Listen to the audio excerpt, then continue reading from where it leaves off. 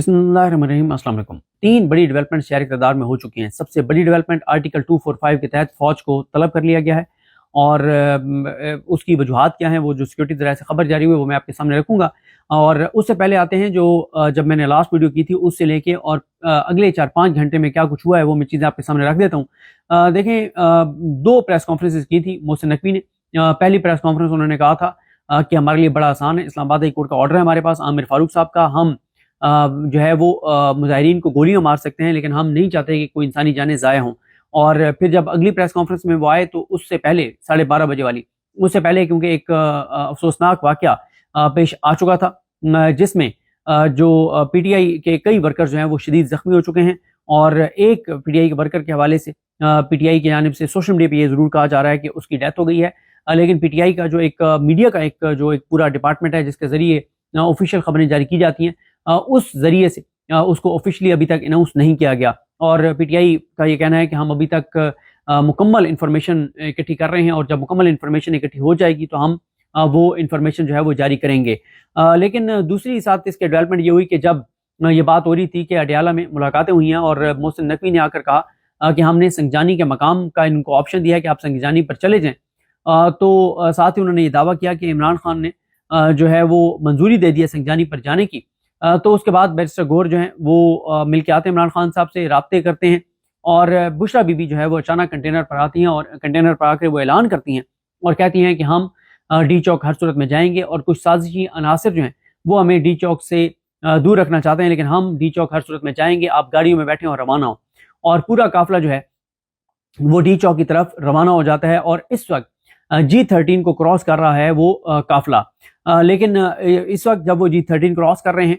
तो आगे जो है वो G11 के मकाम पर रेंजर्स और पुलिस की बड़ी तादाद मौजूद है, जहाँ पे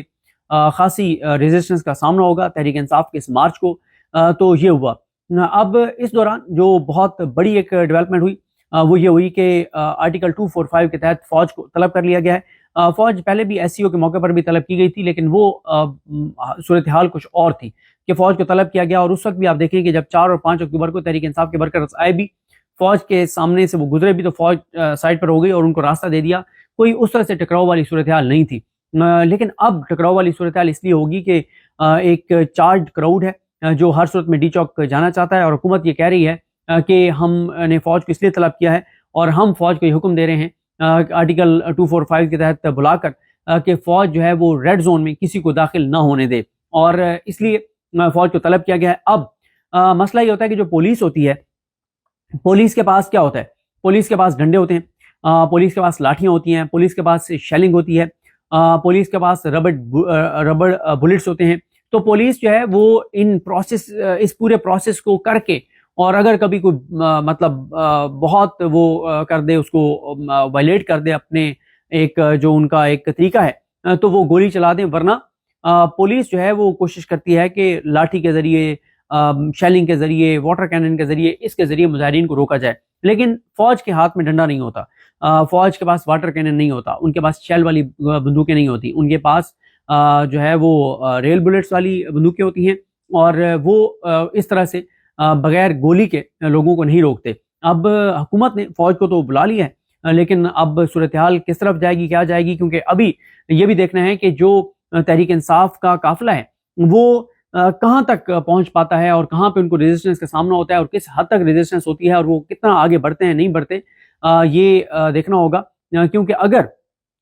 तो वो कहीं पे रुक जाते हैं 2-4-5 घंटे के लिए, फिर सूरत हाल कुछ और होगी, और अगर वो आगे बढ़ते रहते हैं तो फिर सूरत हाल कुछ और होगी। अगले 2-4 घंटों में ये सूरत हाल जो है वो मुकम्मल तौर पर वाज़ेह हो जाएगी, लेकिन इस लम्हे तक तहरीक इंसाफ का काफिला जो है वो आगे बढ़ रहा है। और जो रेंजर्स के जवानों वाला जो वाक़या अफसोसनाक पेश आया, इस हवाले से जो खबर जारी हुई है सिक्योरिटी ज़राए से, उस खबर में लिखा गया कि श्रीनगर हाईवे पर शरपसंदों ने गाड़ी रेंजर्स एहलकारों पर चढ़ा दी, जिससे 4 रेंजर्स एहलकार शहीद हो गए, जबकि 5 रेंजर्स और पुलिस के जवान शदीद जख्मी हैं। सिक्योरिटी ज़राए फिर सिक्योरिटी ज़राए की जानिब से कहा गया है कि पीटीआई शरपसंदों के कानून नाफिज करने वाले इदारों पर हमलों में अब तक रेंजर्स के 4 जवान शहीद, पुलिस के 2 जवान शहीद हो चुके हैं।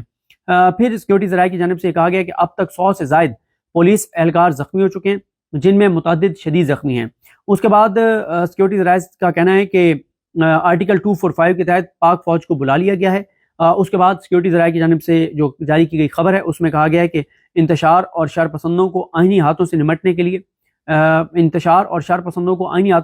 لیے احکامات دے دیے گئے ہیں سیکورٹی ذرائع. پھر سیکورٹی ذرائع کی جانب سے کہا گیا کہ انتشاریوں اور شر پسندوں کو موقع پر گولی مارنے کے واضح احکامات دے دیے گئے ہیں سیکورٹی ذرائع. پھر یہ کہا گیا سیکورٹی ذرائع سے کہ انتشار پسند اور دہشت گرد عناصر کو کسی بھی قسم کی دہشت گردانہ کارروائیوں سے نمٹنے کے لیے تمام اقدامات بروئے کار لائے جا رہے ہیں. اچھا یہ جو ہوتا ہے نا موقع پہ گولی مارنے کا حکم، یہ جب کرفیو لگا دیا جاتا ہے تو اس میں ہوتا ہے، تو اس کا واضح مطلب ہے کہ کچھ ایریاز میں جو ہے وہ کرفیو جو ہے وہ لگایا جائے گا. اب وہ کس ایریے میں اور کس جگہ کے اوپر وہ کرفیو لگایا جائے گا، اور یہ بھی دیکھنا ہوگا کہ جو فوج کے جوانوں کو بلایا گیا ہے، جو فوج کو بلایا گیا ہے وہ صرف ریڈ زون کی سیکورٹی کے لیے بلایا گیا ہے، وہ صرف ریڈ زون کی اہم عمارتوں کے لیے بلایا گیا ہے، یا مطلب ان کو G11 تک فوج کو جو ہے وہ بھیج دیا جاتا ہے. یہ دیکھنا ہوگا کیونکہ یہ بہت امپورٹنٹ ہے کہ کس مقام تک فوج جو ہے وہ جاتی ہے. کیونکہ اگر تو فوج صرف ریڈ زون میں رہتی ہے، ڈی چوک میں رہتی ہے، بلیو ایریا میں رہتی ہے، پھر ابھی تحریک انصاف کے ورکرز ہیں ان کو 2-3 جگہوں پہ مزاحمت کا سامنا کرنا پڑے گا، 2-3 جگہوں پہ مزاحمت کو کراس کر کے اور پھر وہ ریڈ زون میں آئیں گے. لیکن اگر تو جو تحریک انصاف کے کارکن ہیں وہ مطلب وہ 2-3 رکاوٹیں بھی کراس کر جاتے ہیں تو پھر ظاہر ہے ان کا فوج کے ساتھ آمنا سامنا ہوگا اور پھر دیکھنا ہوگا کہ صورتحال کیا ہوتی ہے. لیکن ساتھ یہ ہے کہ اگر فوج کو G11 تک بھیج دیا جاتا ہے جہاں یہ مظاہرین جہاں سے آ رہے ہیں، تو پھر ظاہر ہے فوج کے جوان اور جو مظاہرین ہیں وہ G11 کے مقام پر ہی آمنے سامنے ہوں گے. تو یہ ایک ایسے وقت میں حکومت کی جانب سے یہ فیصلہ کیا گیا جب بشرا بی بی نے یہ اعلان کیا کہ وہ کسی صورت وہاں پہ نہیں رکیں گی، اور انہوں نے کہا کہ مجھے عمران خان نے جو ہے وہ یہی کہا ہے کہ ہم جو ہے وہ ڈی چوک ہی جائیں گے. اور یہ اس وقت تک کی صورتحال ہے. اس حوالے سے جو بھی نئی ڈیولپمنٹ آئے گی تو آپ کو بتائیں گے. ساتھ میں نے ایک ٹویٹ کیا تھا کل، کیونکہ مجھے خبر کسی نے دی تھی لیکن کیونکہ میرے پاس کنفرم نہیں تھی خبر، تو میں نے محتاط سے ایک ٹویٹ کیا تھا کہ ایک اہم حکومتی شخصیت جو ہیں وہ لاہور کے ایک ہاسپٹل میں ایڈمٹ ہیں اور ان کے مختلف ٹیسٹ جو ہیں وہ کیے جا رہے ہیں. اور پھر میں نے جو 3 یوٹیوب چینل کے اوپر ٹرانسمیشن ہو رہی ہے، رضوان غلزی صاحب، عمر جٹ صاحب جو کر رہے ہیں، جس میں ثاقب کھرل صاحب ہیں، ان میں بھی میں نے اس میں بتایا تھا، اس میں تو میں نے نام لے دیا تھا کہ میں نے کہا جی میرے ذرائع یہ بتاتے ہیں کہ مریم نواز صاحبہ 4-5 گھنٹے کے لیے ہاسپٹل ایڈمٹ رہی ہیں اور ان کے کچھ ٹیسٹ ہوئے ہیں. تو اب جو فہد شہباز صاحب ہیں، اینکر ہیں،